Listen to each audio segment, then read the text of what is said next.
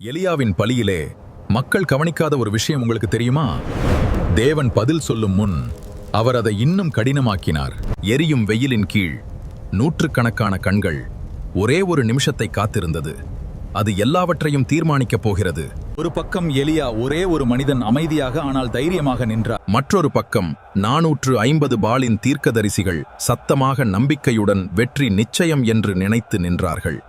எலியா முன்வந்து சொன்னார், நீங்கள் எவ்வளவு நாள் இரண்டுபடுவீர்கள்? கர்த்தர் தேவனா, அவரை பின்பற்றுங்கள். பால் தேவனா, அவனை பின்பற்றுங்கள்.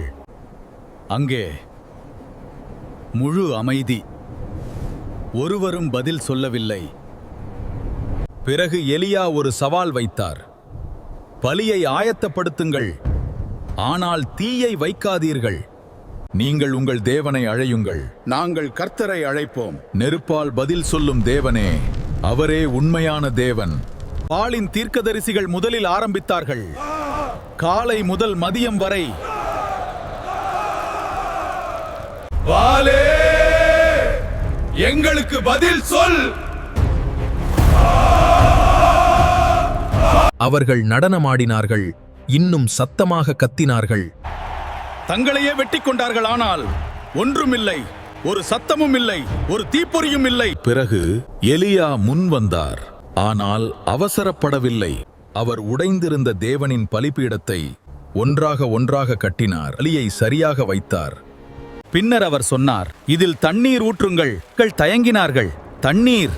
ஆனால் அவர்கள் செய்தார்கள். ஒரு முறை, இருமுறை, மூன்றாவது முறையும் இப்போதெல்லாமே நனைந்தது. பலியும் மரமும் கற்களும் சுற்றியிருந்த பள்ளமும் தண்ணீரால் நிரம்பியது. அந்த நேரத்தில் மக்கள் மெதுவாக கிசுகிசுத்தார்கள். இது சாத்தியமில்லை, இந்த மனிதன் தவறாக நினைக்கிறான். இப்படி நனைந்த பலி எப்படி எரியும்? ஆனால் அவர்கள் கவனிக்காத ஒன்று இருந்தது.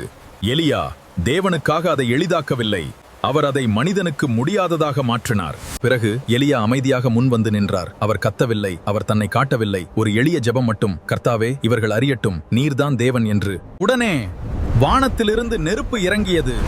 அது போராடவில்லை, தாமதிக்கவில்லை, எல்லாவற்றையும் விழுங்கியது. பலியும் மரமும் கற்களும் அப்படியே தண்ணீரும் ஒரு நொடியில் மறைந்தது. அந்த நொடியில் மக்கள் எல்லோரும் தரையில் விழுந்தார்கள், நடுங்கினார்கள், அவர்கள் அழுதார்கள். கர்த்தரே தேவன், கர்த்தரே தேவன். எலியா அதை கடினமாக்கினார். யாரும் சந்தேகிக்க முடியாதபடி அந்த மகிமை முழுவதும் தேவனுக்கே செல்லும்படி. இன்று கூட முடியாதது போல தோன்றும் நேரத்தில் தேவன் இன்னும் பதில் தருகிறார். நீங்கள் நம்பினால் ஆமென் என்று கருத்திடுங்கள். அடுத்த கதையை தவறவிடாதீர்கள்.